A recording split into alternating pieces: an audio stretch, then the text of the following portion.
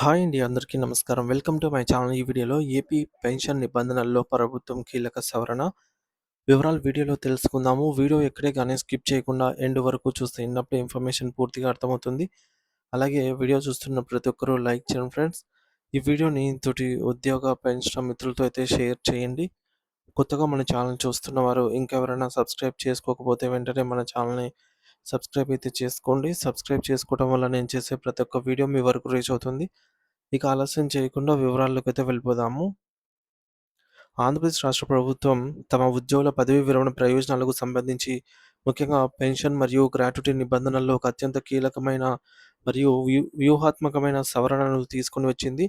ప్రభుత్వ సర్వీసు నుంచి రిటైర్ అయిన ప్రతి ఉద్యోగికి పెన్షన్ అనేది వారి యొక్క జీవన ఆధారమని, అది కేవలం ప్రభుత్వం ఇచ్చే దయతో కూడినది కాదని, వారి సుదీర్ఘ సేవా కాలానికి దక్కిన హక్కు అని మన చట్టాలైతే చెబుతున్నాయి.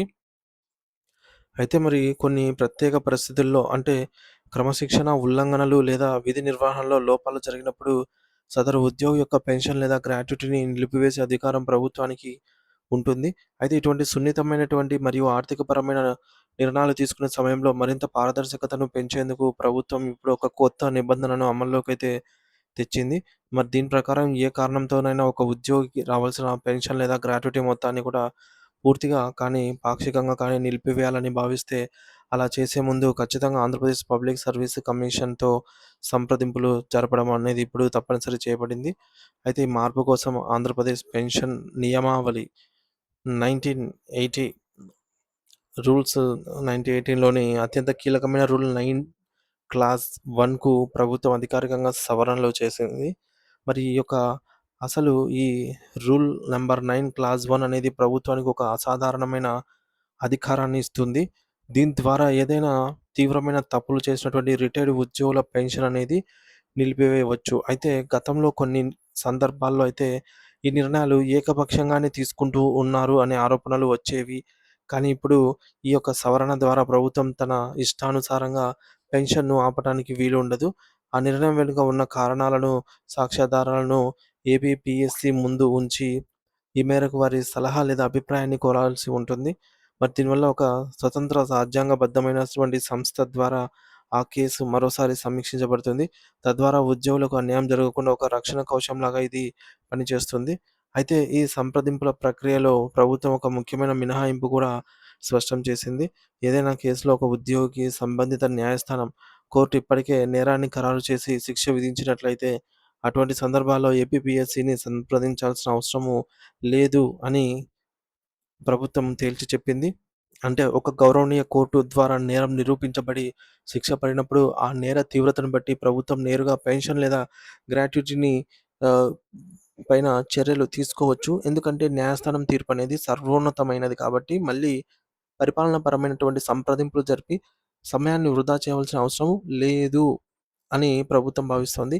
మరి కేవలం శాఖాపరమైనటువంటి విచారణలు, డిపార్ట్‌మెంటల్ ఎంక్వైరీస్ జరుగుతున్నప్పుడు లేదా కేవలం ఆరోపణల స్థాయిలోనే ఉన్న కేసులకు మాత్రమే ఏపీపీఎస్సీ సంప్రదింపుల నిబంధన అనేది వర్తిస్తుందన్నమాట. అయితే ఈ సవరణ వెనుక ఉన్నటువంటి ప్రధాన ఉద్దేశ్యం ఏమిటంటే, రిటైర్డ్ ఉద్యోగుల ఆర్థిక హక్కులను రక్షించడం మరియు పాలనలో జవాబుదారీతనాన్ని పెంపొందించటం. ఒక ఉద్యోగి తన జీవితమంతా ప్రభుత్వానికి చేసిన సేవ చేసిన తర్వాత వృద్ధాప్యంలో పెన్షన్ ఆగిపోతే ఆ కుటుంబం ఎదుర్కొనే ఇబ్బందులు వర్ణనాతీతం. అటువంటి క్లిష్ట సమయంలో ప్రభుత్వం తీసుకునే ఏ నిర్ణయమైనా సరే సరైన రీతిలో ఉండాలని, బాధితులకు వాదన వినిపించే అవకాశం ఉండాలని ఈ నిర్ణయం అయితే తీసుకున్నారు.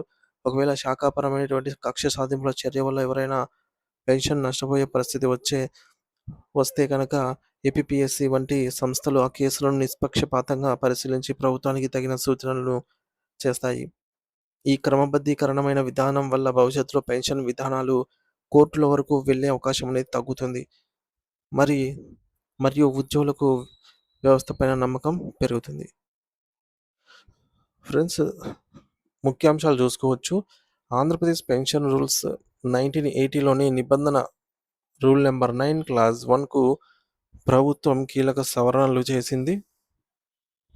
అయితే మరి రిటైర్డ్ ఉద్యోగుల పెన్షన్ లేదా గ్రాట్యుటీని నిలిపివేయాలి అనుకున్నా, లేదంటే తగ్గించాలి అన్నా ఇకపై ఏపీపీఎస్సీ సలహా తీసుకోవడం అనేది తప్పనిసరి.